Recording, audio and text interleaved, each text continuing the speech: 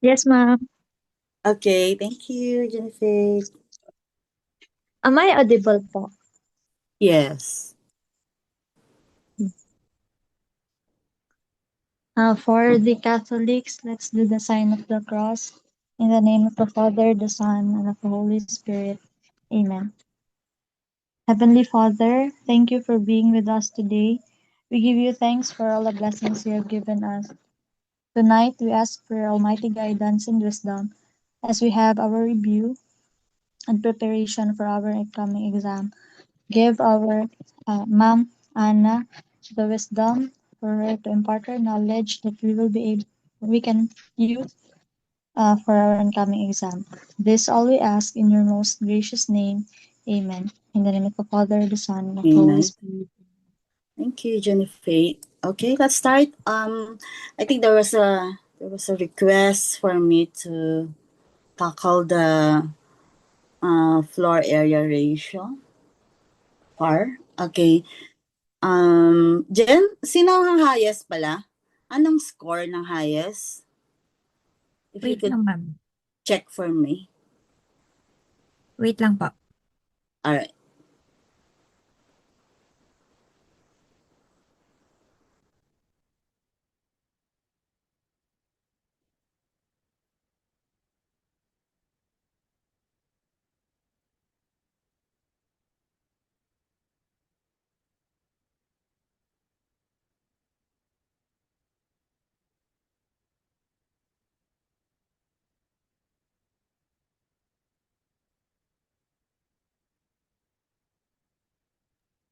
Ma'am, si Ma'am Angela po. Ano yung? Anong score? 17. Hmm. More than 50%. Remember, passing rate is, anong passing rate dyan? 70 ba? Or 75? 70, ano? Okay. Yan lang naman, ano? So, although I cannot guarantee na there would be a lot of competition, but this one is relevant naman for our, kasi sa zoning, di ba? So let me try to share my, let's see, start. Okay. Mm. Can you see now? Yan. Kita natin, ano? Yes po. Okay, so number one question was, a parcel has an area, so parcel has an area of 2,400 square meters. Then total gross floor area, okay? Total gross floor area that counts toward FAR is 7,200 square meters. So what is FAR? Okay, so FAR equals area, diba? Divided by lot area.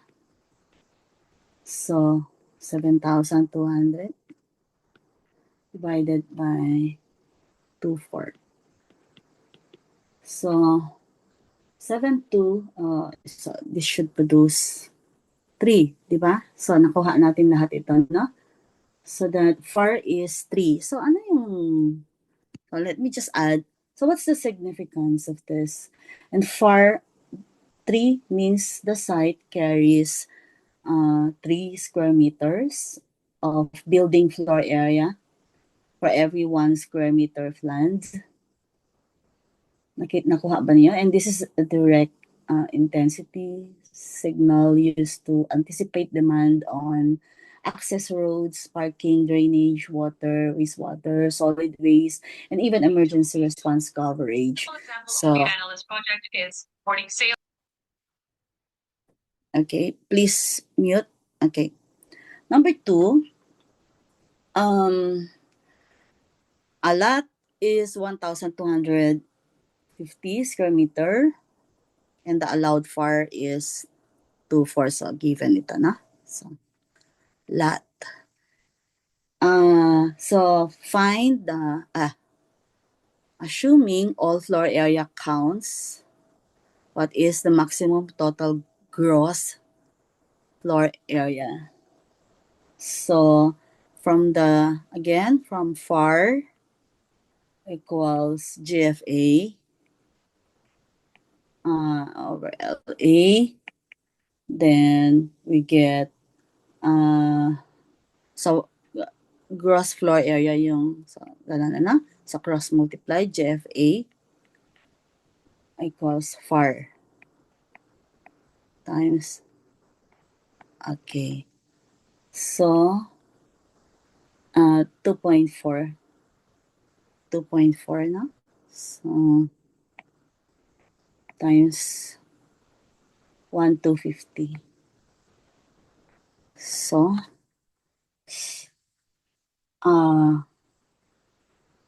ilan yan?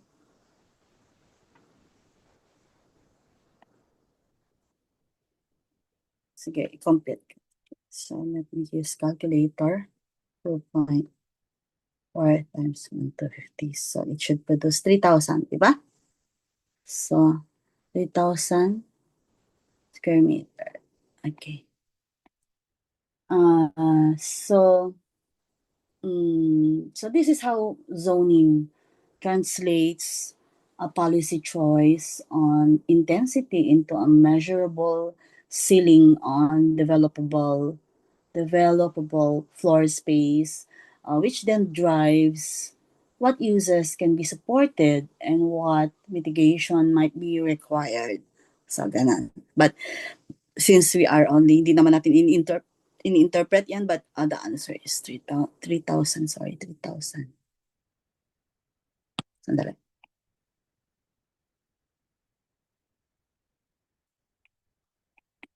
Okay. Okay, number 3, a site is 1.8 hectares. 40% is unbuildable due to easements, and a watercourse buffer. Allowed FAR is 1.6 based on buildable land area. So what is the maximum gross floor area? So number one, we clarify which land area is used. So the problem says FAR is based on buildable land area. So use BLA in the denominator, and of course, we need to convert hectares to square meters. So, 1 hectare, kasi nga, di ba, hectares yung ginamit dyan. And then, suddenly, yung mga choices is square meters. Okay? So how many, kaya nga may calculator kayo dapat, di ba, no? So, when you, so we need to convert hectares to square meters, and 1 hectare equals 10,000, di ba? 10,000 square meters. So 1.8 is 1.8 hectares equals 18,000 square meters. So we use the allowable floor area rearrangement on buildable land. So, di ba, GFA, dito, ito yung, so GFA equals max, ganun. Maximum gross floor area. Kasi yun yung, sabi niya, what is the maximum gross floor area? So GFA max equals FAR times BLA, di ba? Buildable land area. And so, 1.6 equals 1.6 times 10,800. Okay? Ay, 18,000. 10,800. So, sorry. 18,000. 1.8. 10,800. Sorry, So, 800 pala to. Ano ba yan? 10,800 sa 10,800. Okay. So, ilan yan? So, 1.6 times equals, let me check, calculator. Okay, 1.6 times, okay, 17,000, correct ba yan? 17,280 square meters. Okay. Meron bang 10, yan, 17 to 80 na? So, that's the correct answer, 3. Pero merong dalawang item dito na I found out mali yung option na nakalagay sa Google form. So, I will answer anyway, everything. So, yung 17,280, and so it is A. And then, so, ano yung meaning doon? So, it's the, it's the planning logic of environmental constraints that buffers, easements, and hazard zones reduce developable land, which reduces the intensity the site can carry, and this directly changes projected traffic, runoff, and service demand. So, for a 3-story building has floor plates of 900 square meter, 850 and 800 square meters. Kasi magkakaiba, no? So the lot is 1,000 square meters. All floors count. So what is FAR? So again, FAR, para hindi ka makalimutan, isusulat ka lagi na. For FAR equals GFA divided by LA. So laging denominator yung lot. Okay? And so, we need to, so ano yung laman ng GFA? So, we need to compute GFA kasi magkakaiba yan na 900 plus 850 plus 800. So, just a moment. Ano ko lang, write ko to. 850. Mahirap magsulat sa iPad. So, okay. So this one should be 2,550 square meters. Okay. So, ano na yung next? 1,000 yung yung denominator niya. And so, we come up with, so, meron na tayong ganito. So, FAR equals 2,550 divided by 1,000. So, equals, 2.55. We have an answer here. So, so even when upper floors step back, so ano yung upper floor? The total intensity can remain high, and FAR computes the total development load, while the stepping mainly affects urban design outcomes like shadow, sky view, and street wall characters. Ganun. Number 5, 2,000 square meter lot allows FAR 3.0. The zoning also caps lot coverage at 50%. So, lot coverage. Okay, 50%. So, what is the maximum feasible number of full floors if every floor uses the maximum allowed footprint and all floor area counts? So that's number 5. And so we Gmax, so GFA, maximum na naman ito na, GFA, max is equal to FAR times LA. Di ba? Kapag ka, na yan? LA. So, equals to 3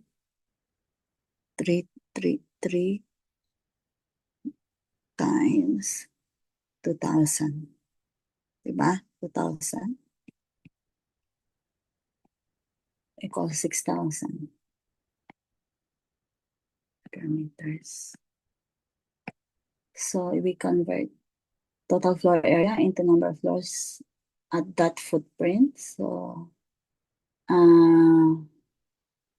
meron tayong tinatawag na, so, okay. So pag makuha mo na yung GFA niya, so 6,000 divided by 1,000. So, meron tayong 6 floors. Okay? Did you get that? So, it means that this shows the FAR limits total intensity, so while coverage protects open space, stormwater performance, daylight access, and streetscape breathing room. So the actual building form emerges from their intersections. Madami pang, the architects know this very well. Dapat yung mga architects na perfect nila yung mga ganito no? Mga ganitong problem. So did you get number 5? Is it is it gusto ko ni also caps 5%, 50% kakasano. So, okay ba tayo? Then number 6, a building proposal has a gross floor area of 12,000 square meters on a 3,000 square meter lot. 20% of the GFA is excluded, so from FAR accounting under the ordinance. And so what is the FAR for compliance? So kapag ganyan ay so GFA yung counted may markahan ko to ng counted. GFA equals di ba kapag 0.20 lang yung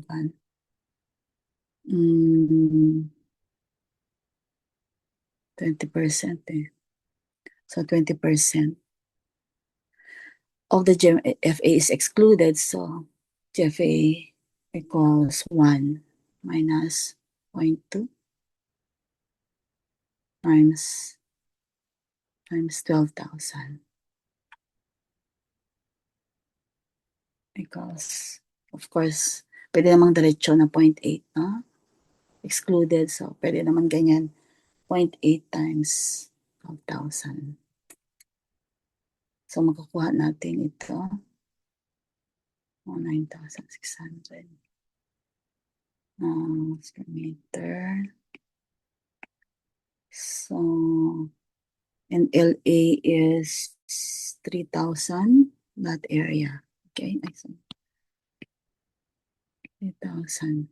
So, ibig sabihin, FAR equals 96.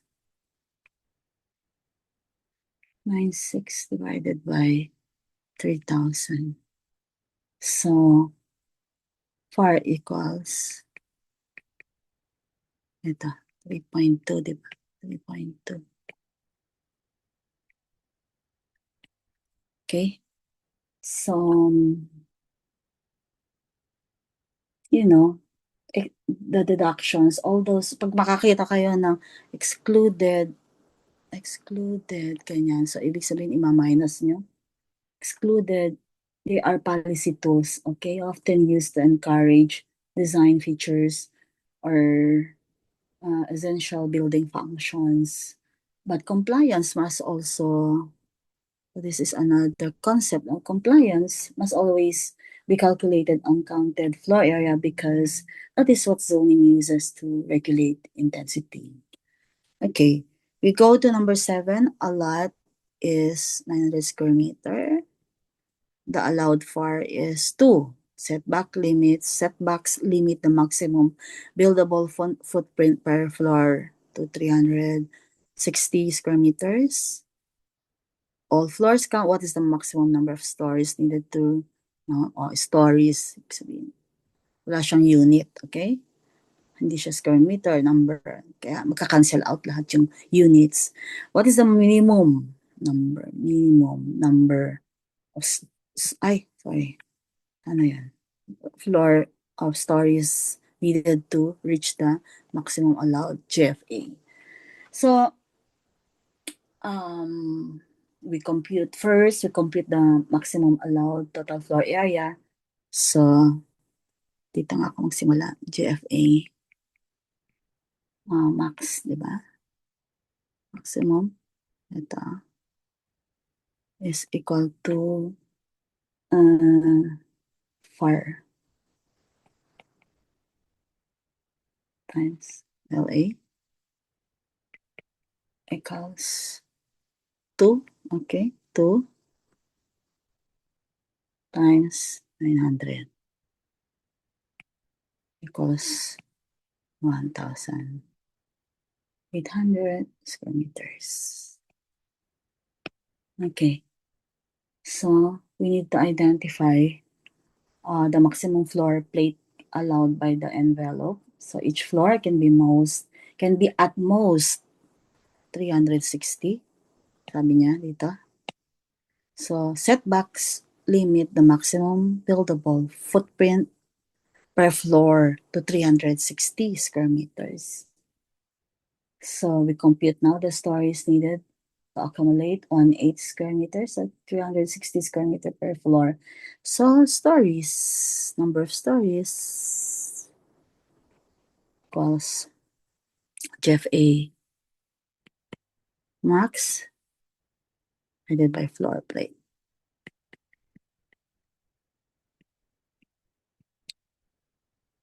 And so, 1,800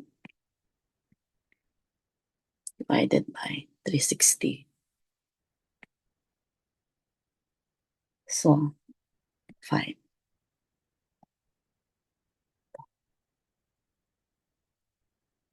Okay. Number 8. A developer wants 9,600 square meter total gross floor area. Okay. So the zoning FAR is 1.5 based on the full lot area. What is the minimum lot area required? 8. So we start from again FAR. So, diba? So para babalik ko na naman ha. So FAR equals GFA divided by LA.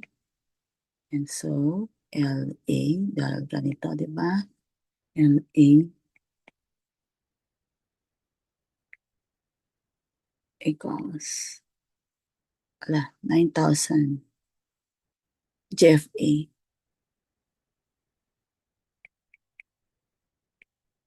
divided by LA. Ay, divided by 5. Correct ba yan? Okay.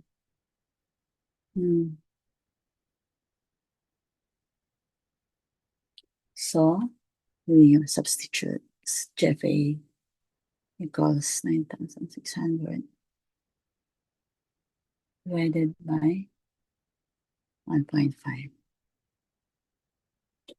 So, correct na ba yan? 9,600 divided by 1.5. So, 6,400. Or you have to use your calculator para verify square meters. So, this is a site sufficiency test. Land area, diba? So, in planning and development, feasibility often start with the design program. Then you use FAR to estimate how much land is required before you even draw design a building. So, 1.64. Okay. Number 9. Two designs use the same 1,000 square meter lot and target FAR equals 2.5. So design X uses 5 stories.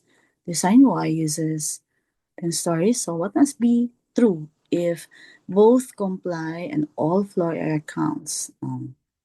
So how would you do that? So we compute the total allowable or target gross floor area from, okay, we will start again. FAR, hanggang sa mapastoy natin, ano? FAR.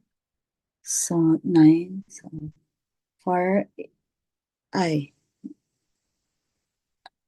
so GFA, sorry. Okay, sige. GFA, ganyan na lang muna. GFA by LA. And so, GFA, GFA, what must be the, okay, equals FAR as LA. So, LA. So, sandali mo detection.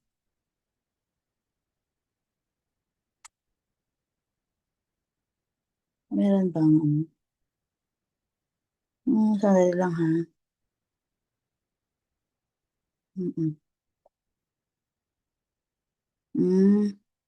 So Ed's here asking kung bakit yung correct answer iba po dun sa computations. Ed's, can you anong number? Ed's. Number 3, 4 po. Oh, sige. Kung correct kayo, edi bonus na kayo, di ba? Yes po. Idadagdag na lang, no? So, Alright. 3, bonus. Nalito lang po kami kasi yung sa first po, yung Sa kwan lang yan. Siyempre, kasi yung sa Google Form, sometimes it gets very confusing kapag yung magta-type ng correct answer sa alright. sa form lang yan, ha? Thank you, ma'am. Alright. Akala ko mali yung question. May mali na question, 16 yata yun, tsaka 27. So that's my ako yung mali doon. Sometimes kapag mamadali tayo, ayan. But pero ito yun na yung ifa-follow natin, no? Diba? Pwedeng ganyan na lang. So, madadagdagan yung points ninyo. Each time na may okay? So, Jeff A, saan tayo? Number 9. So, Jeff A, saan ako? FAR times LA. So,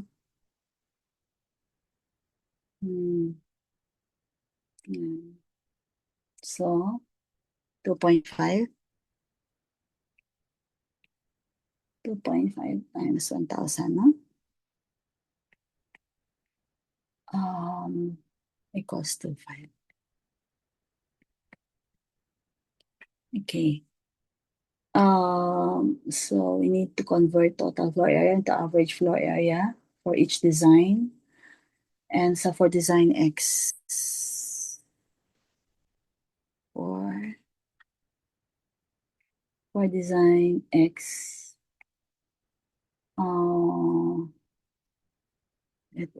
it should be, there's a floor plate. Floor plate.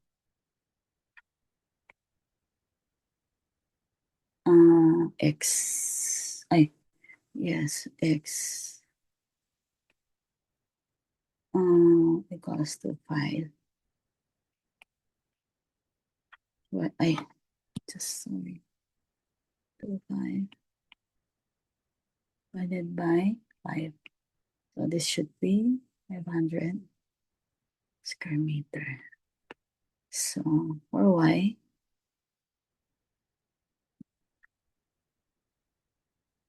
ano ba yan? For Y, floor plate,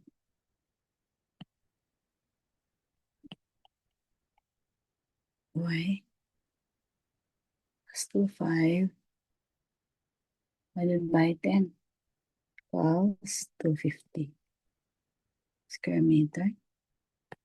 So, so we compare 500 square meter is larger than 250 square meters. So X must have a larger footprint per floor. So, ano yan? Saan yan? Okay.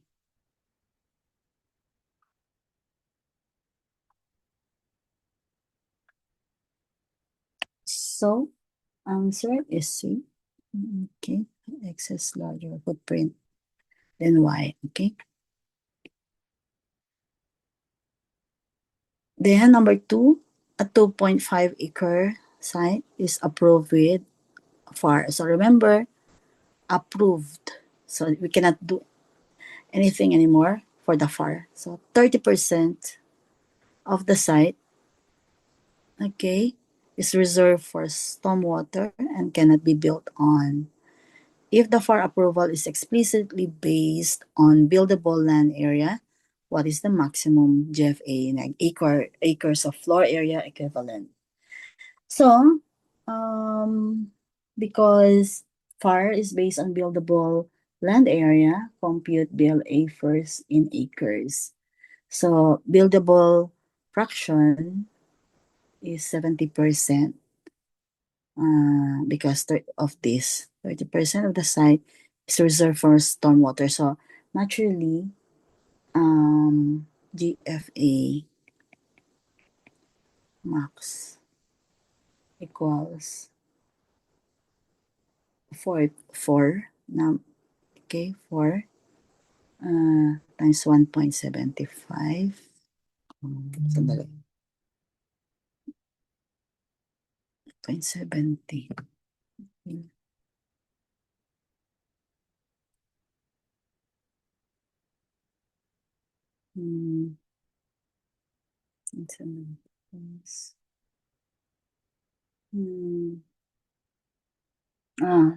So kailangan pala yung so BLA here equals 0.70 times 2.5 acres. So this one is 1.75 acres.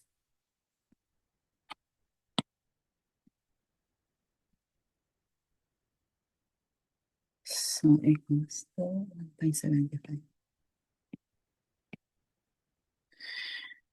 So, ilan yan? So, computing here. So, we have 7 acre floors. Okay. GFA max equals, okay, 7.7 acre floors. So, okay. Number 11, 1,600 square meter lot. Okay. Sandali lang. Has 10% public right-of-way dedication. So 10%. Living buildable land area. So, building has 3 stories, each for 80. So, uniform, no? Uniform. FAR is computed using buildable land area. So, di ba? Pinakamadali yan. For 11. Okay, sige, ilagay ko lang dito. So, FAR equals 1,000. Siyempre yung di ba? Yung natin, i-compute muna natin yung 0.9 na lang, no? Because of this. So, 90% na lang. So, 0.9 BLA equals 0.9 times 1,600 equals 1,440. And so, GFA. That, correct ba yun? So, yung compute the total gross floor area. Siyempre, 3 times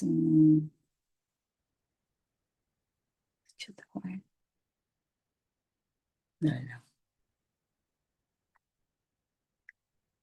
Buildable land area, and then yung GFA mo is plus 3 stories. 3 times 480 equals 1,000. So 440 square meters. Ang square meter din ito. And so far equals 1. Kasi, di ba?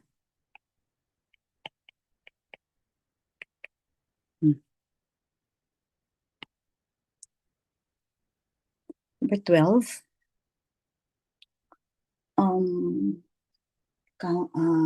A project has accounted GFA of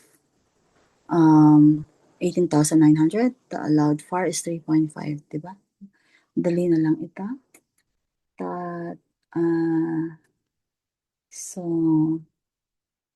again, LA, kapag LA equals 1,900 divided by 3.5. So, 5,400.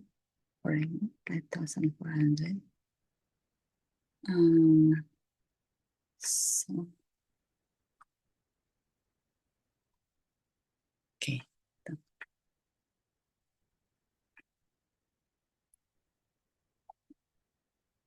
13. A zoning district allows FAR of 6. So, pag mga words that you need to pay attention to. Okay? Allows, but also limits height to 8 stories. The lot is 1,000 square meter.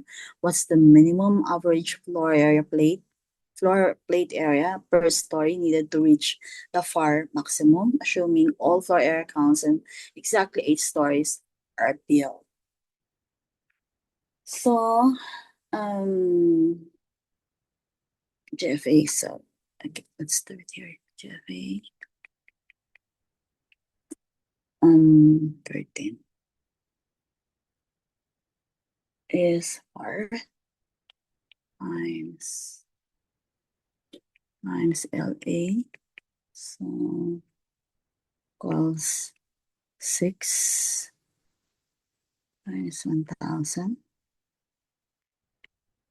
or 6,000 square meter. And then, we convert total floor area into per floor area using the height cap. Ano yung height cap niya? Average floor area. So, computing that average floor plate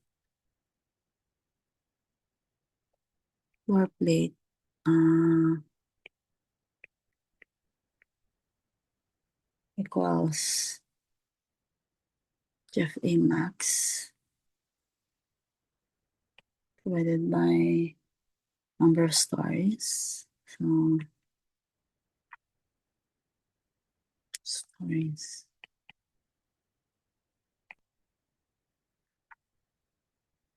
$6,000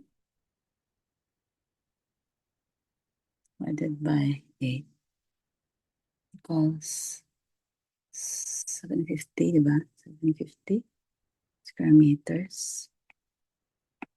So, 750.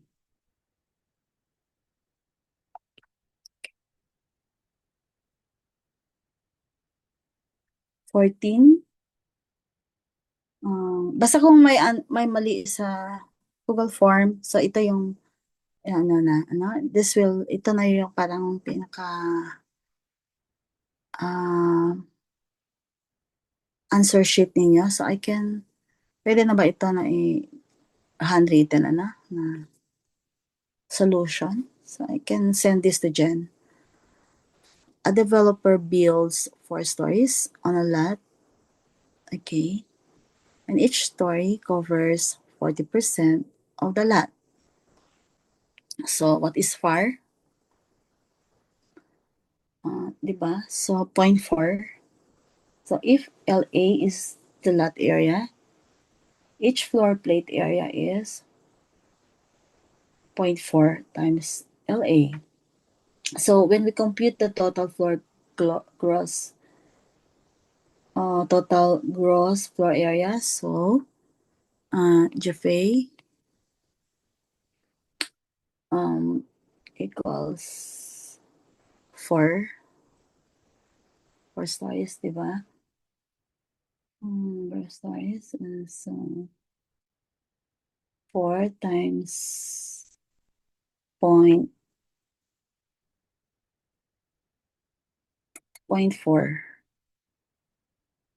0.4 times A LA. Okay. Equals 1.6 times LA. Then, so far,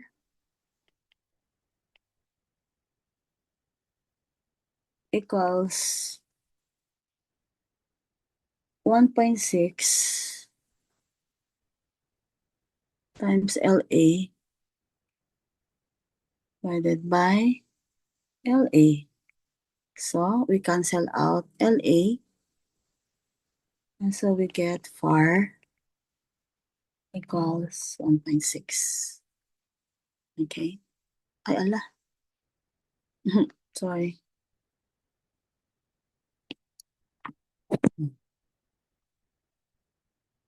Number 15. A 3-hectare site has an allowed FAR of 1.2 based on total site area. A regulation excludes the first 5,000 square meter of counted floor area from FAR calculation as an incentive. So what's the maximum total built floor area possible, including the excluded incentive area? So let's analyze that. So of course, we convert hectares to square meters kasi hectare yan, so there's inconsistency, and then square meters yung option. So 3 hectares equals 30,000, di ba? 30,000 square meter. Okay.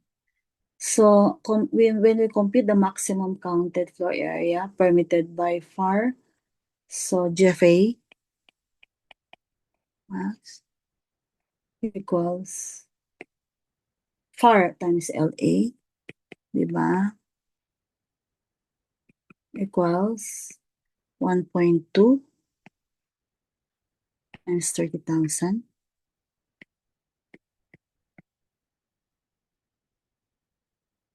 equals 36,000 square meters. And then we interpret now yung facts of the problem is, aray ko, sorry sakit ng paa ko pala. I'm sorry. GFA, and so if 500 square meters, 5,000 square meters excluded from FAR counting, it can be built on top of the counted allowance. So we total built GFA, total built GFA is equal to yung counted, di ba? So, ilalagyan ko lang siya ng, igaganon ko lang. Just for, so, ang mangyari dito is,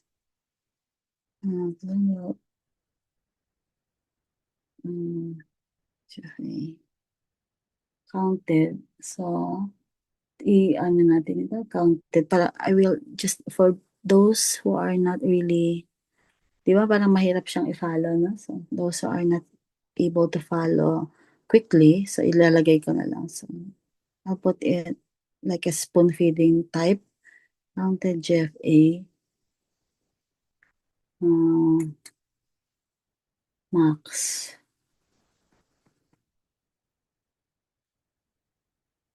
Plus. Excluded area. I excluded area equals 36,000 plus 5,000. Sabi niya dito, our regulation excludes the first 5,000 square meters of counted floor area from FAR calculation as an incentive. So,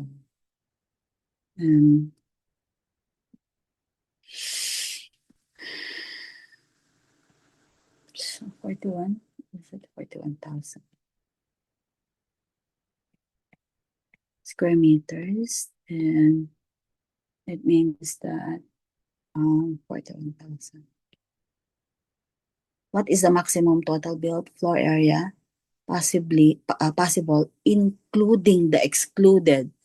Including the excluded. Okay?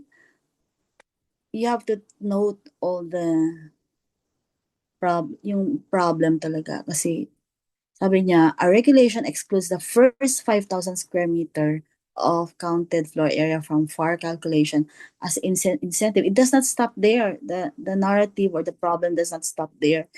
So ang question is really, what is the maximum total built floor area possible, including the excluded incentive area? Diba? So you may wonder, bakit kaya excluded na nga siya, i-add pa? Kasi yun yung problem including the excluded. Okay? So, we need to be very smart in computing. So, a lot is 2004. Ito na yung, may mali. Ito yata yan, 16 and 27 eh. So, let's take this. A lot is, so bonus rin ito, no? Bonus. A lot is 2004 square meter. Allowed FAR equals 2. Proposed counted GFA is 4,500 square meters. So, how much must be reduced to comply? Okay. So, again, GFA max equals, mag-formula pa rin ako, FAR minus LA equals 2 times 1,400. Oh, sorry.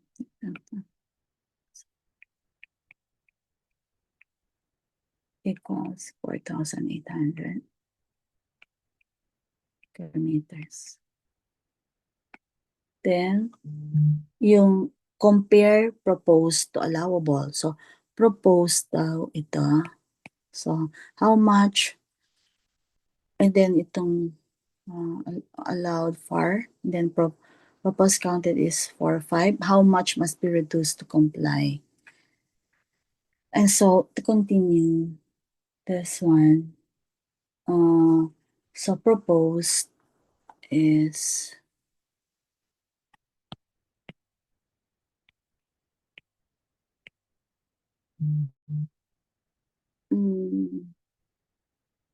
is 4,500, no?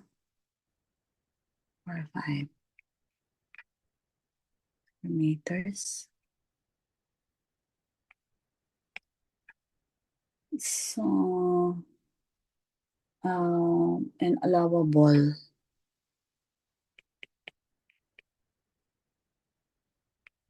Equals 48 square meters. So when we need to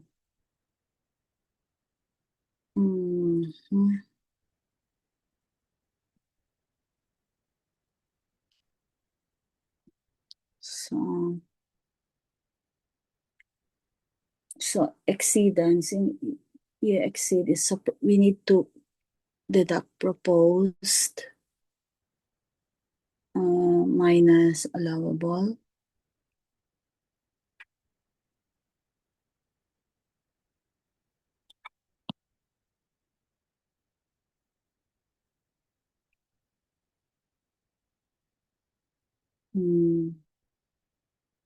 Is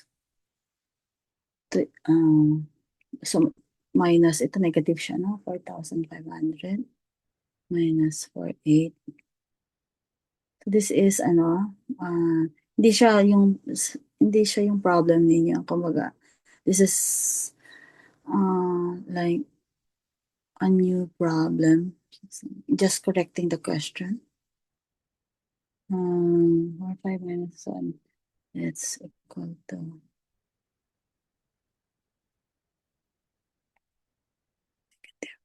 300. 300. So it means that when we interpret that, a negative value means ito. Kapag negative yung value mo, it means that the project is below cap. Project is below cap. So the required reduction, therefore, required reduction, or i-ano ko na lang, i-words ko kasi not everyone is really comfortable sa. Therefore, required reduction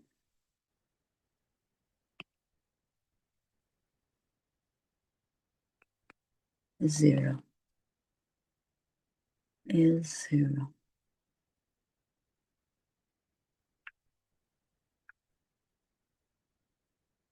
Okay, so wala dito sa negative values. Match option A, meron ba? So, mali yung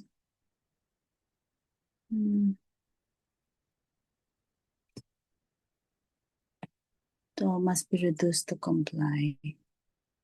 Okay. So I'll give this iyan na natin. Then tingnan nga, is the question correct and yung options ang mali, no? Mali po, ma'am. Kunwari po yung sa number 8, letter B po yung nakalagay na tamang sagot tapos ang answer pala ay C. Hindi, we're in number 16 na eh. Mamaya, Opo, balik. Number 16 muna. Just check Hello, ma'am. Oo. Ma'am, ano po, 300 po yung sagot ko rito. Correct ba Letter yun? A. Opo. Kasi po, ma'am, the question is how much will be reduced to comply? For yung pong FAR kasi ang tinatanong na 2.0. Yung pong ating gross floor area, yung pong lot po natin is 2,400. Using the formula, FAR is equal to GFA all over lot area. Kinuha ko po, ma'am, yun. Lumabas po is 300. 300. Correct. Yun po. Correct. Pag ginamitan natin, ma'am, ng formula, FAR is equals to GFA all over lot area. So, yung kasi, Compliance po pala daw, ma'am, is 2.0. Hmm, okay. So, tingnan natin ha. So, we write yung procedure kasi dito is, di ba, FAR? Okay. So, ulitin ko ha. Ulitin Sige ko. po. Let's see. So, for this, number 16, saan kaya ako magsusulat sa nila? Ano? Okay, dito na lang. So, what is the governing relationship and here? Kasi if you said far equals counted Jeffrey over LA. So, counted GFA allowable equals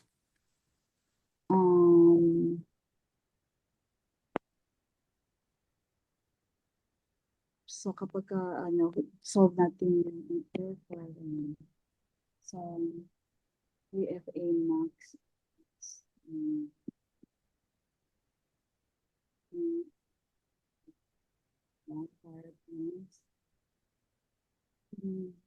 hindi natanggal ito.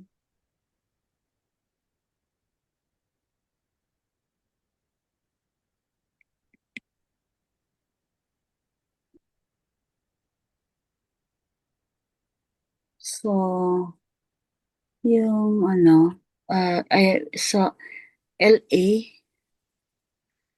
LA here equals to 2,400 square meters. And then, when we identify the FAR cup, so nakalagay dito, FAR equals to. FAR equals to. Okay. So when we compute the maximum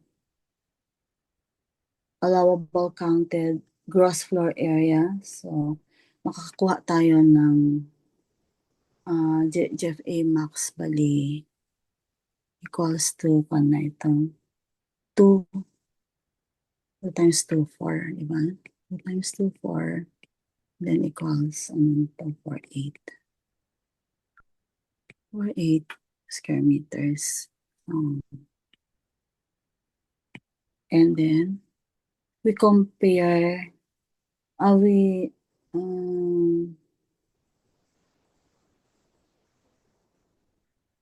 we compare the proposal to the cap. Pero ang sabi niya dito, proposed counted GFA is 5. Allowable counted GFA is ito, na-solve 48.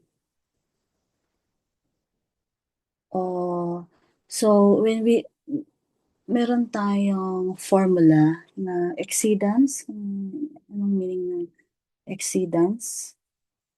Means that I'll just compute. Ang problem talaga is meron tayong tinatawag na exceedance. Sandali lang. Tingnan ko lang. It means that the amount by which a proposal goes beyond a required limit or standard. Now we have 48 as the GFA max. So in this FAR problem, the limit is usually the maximum allowable counted floor area, GFA, which we already computed as ito. So we normally, when we say exceedance, means the amount by which a proposal goes beyond a required limit. So parang sa pagdating sa zoning, we need to compute that also. And so proposed minus, proposed GFA minus, yung counted, just a moment, proposed, so tingnan natin yung one. Proposed counted GFA, GFA minus GFA max. So if exceedance is positive, and so the project is over the limit by that many square meters, so and must reduce at least that amount to comply. Pero kapag exceedance is zero, ibig sabihin the project is exactly at the limit. Ibig sabihin, pero kapag negative, the project is below the limit and there is no exceedance, so the required reduction is zero. Parang ganun. Because that problem is, so how much must be reduced to comply? So either positive, negative, zero. Ganun. And so, in using itong computed natin, it shows that 4.5 minus 4.8 is equal to negative 300. Yung sa na-solve mo, Ma'am, can I share po? sige. Ma'am, by direct substitution using the formula of FAR is equal to GFA all over the lot area. So, i-eliminate po natin, ma'am, let's say, let us treat the unknown FAR for the compliance is equal to X. It means X is equal to 2,500, 4,500 all over 2,400. Ma'am, it is 1.875. Try nga po natin. Tumatama po, ma'am eh. Tumatama ba yan? Opo. 1.875. Then 2.0, which is the given FAR, minus 1.875 is equal to 0.125 times the lot area is equal to 300.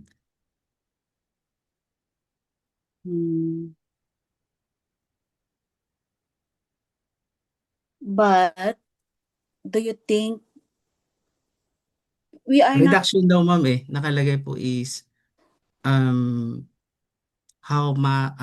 much must be reduced to comply. So reduction of the quantity for the lot area, ma'am, ang tinitingnan po nila. Apo. To comply, 2.0. Yun po, ma'am, may understanding ko lang ha. Sorry. I just want to share. So your answer is 300 na positive. 300, ma'am, lumalabas po. Positive. Yes po, positive po. Kasi reduction, ma'am, ang deduction po is FAR, given FAR minus computed FAR is equal to 0.125 multiplied by the lot area, which is 2,400. Lumalabas po is 300. So 300 must be reduced po. Eksakto po doon sa 2.0. Okay. I think you have a point, but yung problem kasi natin is applying the formula of yan, di ba? Yung FAR equals GFA over LA. Pero pag i-analyze mo kasi yung problem, so a lot is 2,400 square meter and then there's Yes po. allowed FAR. Now, nagbigay siya ng value for the proposed counted GFA of Aha. 4,500. Ngayon, when we in planning, there is what we call the exceedance principle.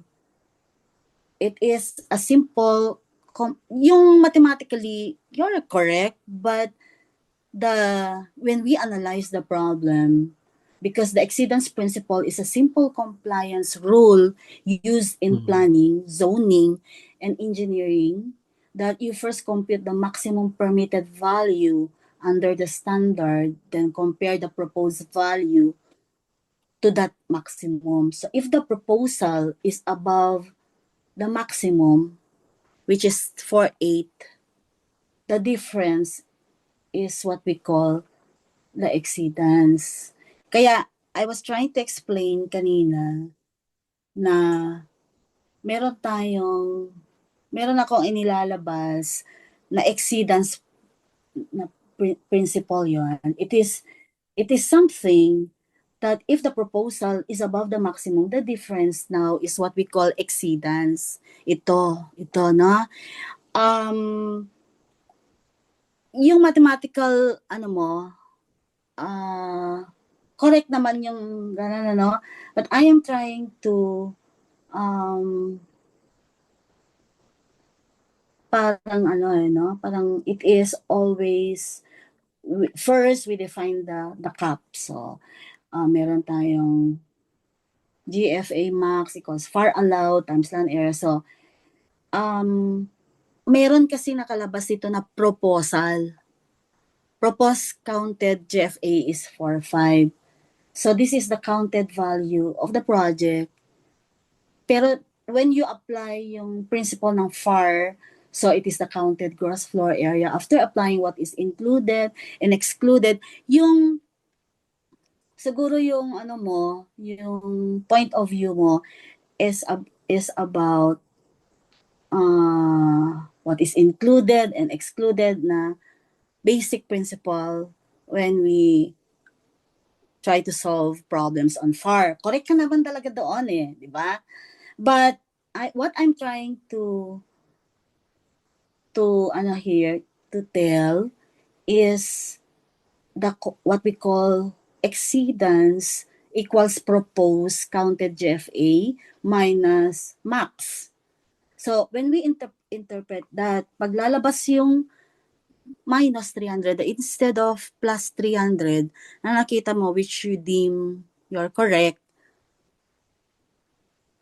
hindi na siya nag-a-apply yung principle of exceedance, whereby na we use, planners use this principle when a project exceeds a FAR cap. For example, may FAR cap talaga, pero there are times when our project or our proposal exceeds a FAR cap. It is exceeding the intensity level the zoning assumed when planning road capacity, for example, or parking demand, or drainage design, or water and sewer loading, even neighboring scale.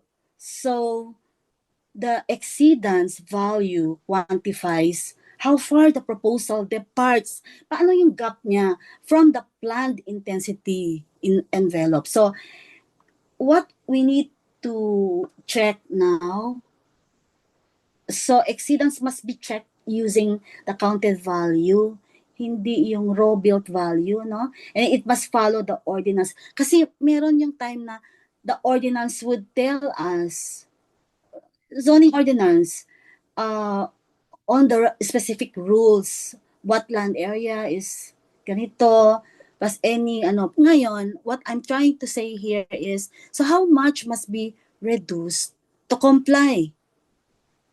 So, ang sinasabi mo, 300 square meter positive. Correct naman up to this point, di ba? Up to this point. But then, meron tayong propose, di ba? Mhm. This will confuse you kapag ka hindi mo alam yung other principles used in planning. Okay, okay, okay. Kasi Agree, yung ma'am. Agree reduction, po. yung sinasabi mong reduction or good for yung mga ano kanina na ini-explain natin. And then, if we go very difficult question, baka lang kasi, if you do that, if you overthink and you stick by that principle, baka wala kayong makuha sa exam. Oo nga po. Ah, Anyway. kasi, what I'm trying to say, if you encounter this type of problem na medyo tricky, no? Tapos sasabihin niya, basta you need to pay attention to propose. Pag meron ganon, ibig sabihin, what it's trying to ask is how you would like to compare kapag compliance na yung ano sa ordinance, for example. So, I'll try to put more reality into the problem now. What if the zoning ordinance would tell na ganito lang, ito lang yung cap niya, allowed far equals to, what is if your proposal, hindi siya kaya, no, you exceeded that. So, paano ka magko-comply? And it's asking how much must be reduced to comply. So, lumalabas na negative. And so, project is below. In this case, lumabas kasi na minus 300. So, ibig sabihin, minus 300, project is below cap. Therefore, required reduction is 0. So, pareho ba tayong correct? Ganun. So, wala. You don't need to, kasi, kapag sinabi mong plus 300, halimbawa, if exceedance is greater than 0, so ibig sabihin plus 300, the project exceeds the standard. So, the exceedance value is the minimum reduction needed for compliance. Meron tayong principle kasi, unless the rules allow, unless it's said otherwise in the zoning ordinance, unless the rules allow an alternative path, if exceedance equals 0, the project is exactly at the limit. Sakto-sakto lang. But if exceedance is less than 0, there is no exceedance. So, ibig sabihin, the project is under the limit pa din, and the absolute value is the unused allowance.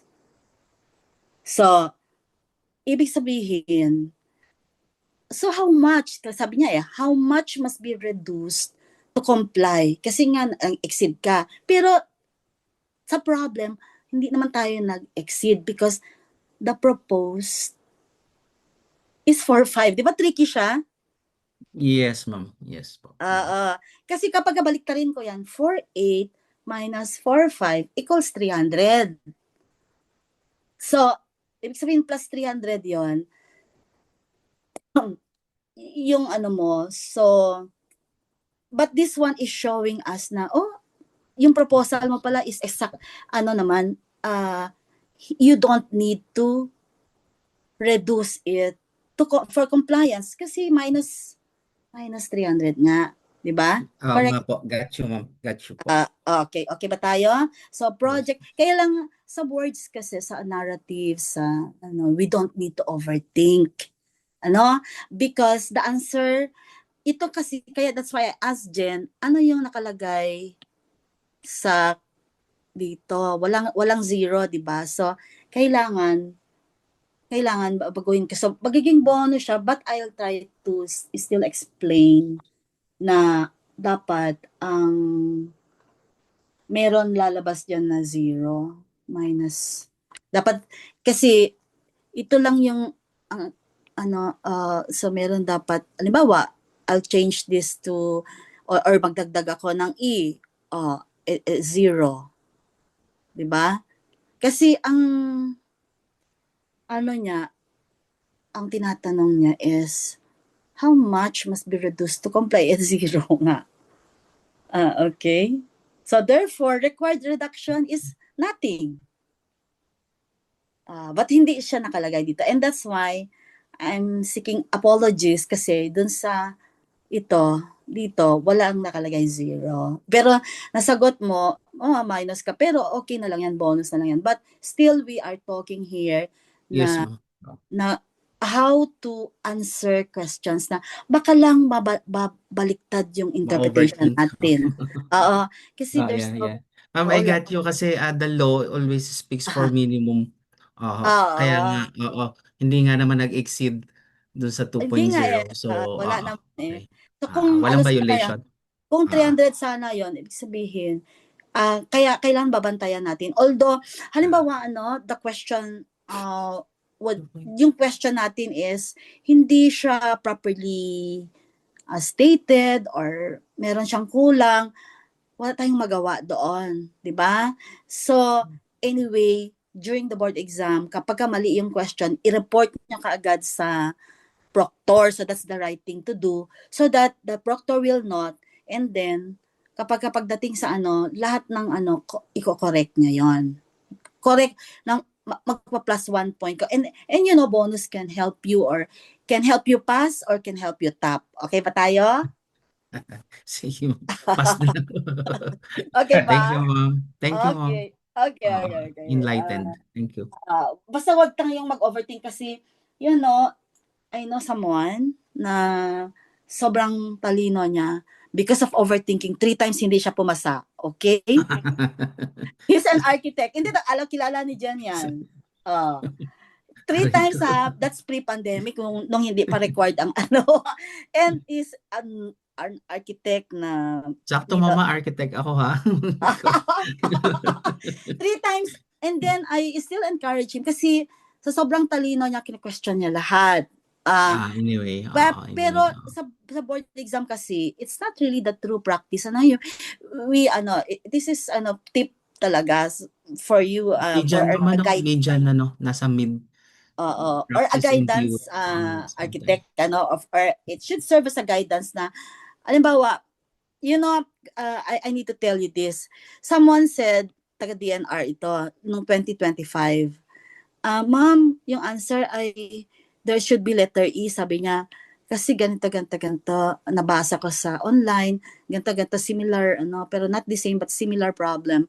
Really? So are you saying, halimbawa, 300, 500, so bigla tayong meron, sabi niya 200, halimbawa, ganun lang, hypothetically.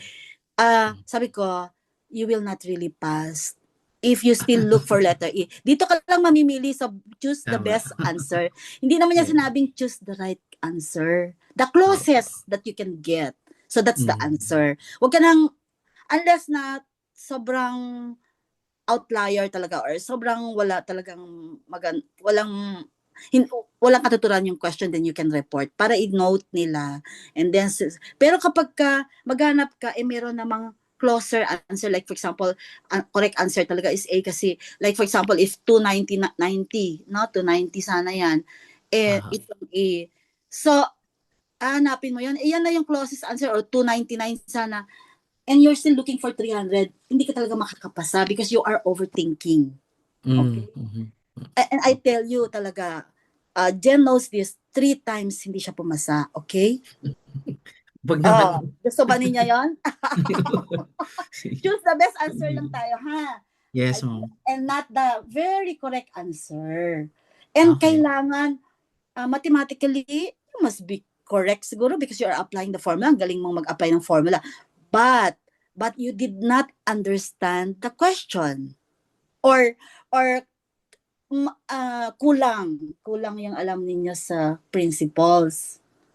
Okay ba tayo? Yes, ma'am. I agree.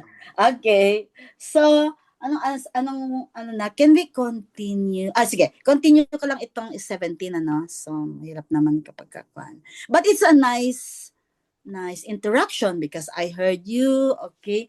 But I'm warning you all, we need to, like, you have to act like a sponge that you absorb, and then pwede rin na relearn, i-squeeze nyo pa, tanggalin yung mga overthinking style. I am learning, ma'am. I am learning. So, okay. A site is 1 acre. Allowed FAR is 3. So, kailangan, you need to pay attention dun sa mga ganito, ha? And then, footprint is limited. Okay, limited to 30% of the lot footprint. Okay. Due to open space rules. So, iba-iba yung rules eh. Depende sa city or ano. All floor counts, what's the minimum number of stories needed to fully use the allowed FAR. So, ito madali lang ito because GFA equals 3. Okay, so isulat ko na lang para hindi kayo FAR times LA equals 3 times 1 acre. Di ba? 3 times 1 acre. So, 0.3 pala yan. Sorry. Ay, 3 times 1, okay, 3 pala. 3 acre floors. Okay? 3 acre floors. And then, so we express maximum floor plate. Kasi yun medyo, it gets confusing kapag may mga floor and then unknown yung, may unknown tayo. So, we now express maximum floor plate per story from footprint. Kasi di ba baka mamaya magkaroon ng misunderstanding dito. So, maximum per floor, is 0.3. 0.3, di ba? Sabi niya 30%. 0.3 times 1 acre.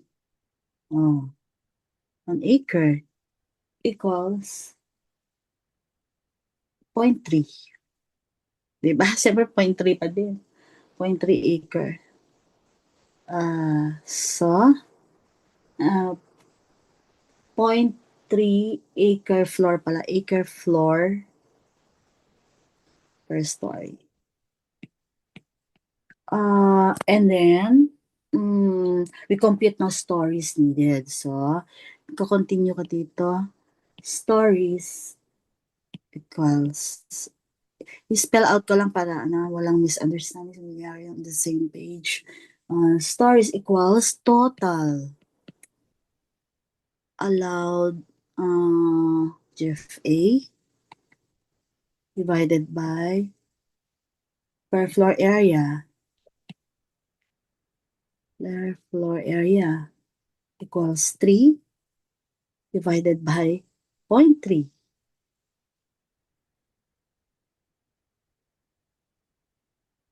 So, ilan yung 3 divided by 0.3? 10. 9. Ilan? Huwag niyang gagawin. Divided, 10. 10. Huwag niyang gagawing 9 ang 10, ha? Okay. So, 10 stories. So, okay ba tayo? So, dito. Alright? Ganun lang. So, if you are interested, you can get this, parang ginawa ko na siyang scratch paper, no? Okay lang ba yan? Maganda, ma'am. Okay po. Sige. Kunin natin, bigay ko kay Jen ito tonight so that we can continue on 18 to 30. Tomorrow?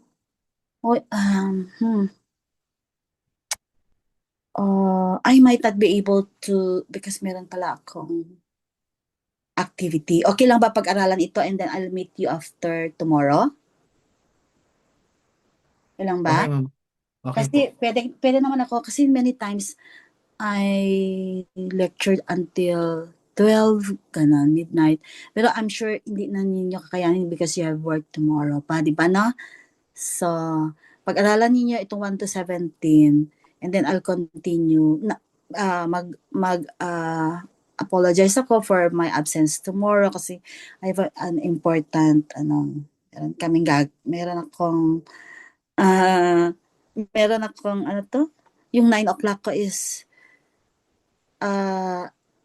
I have an important personal matter. Okay ba? Ma'am, Otherwise, sakto yan sa akin. 1 week pa nga yan po. Sakto. Yung natin. Sige po. Thank sige. you. Basta pag-aralan yan ha para and then baka pwedeng ma-perfect nyo na kapag kakala na. Okay, Yung ma'am. number 27 din, meron din tayong pagbabago doon sa number 27. So, okay. I leave it here. 37 tayo dito. So, Jen, take it away.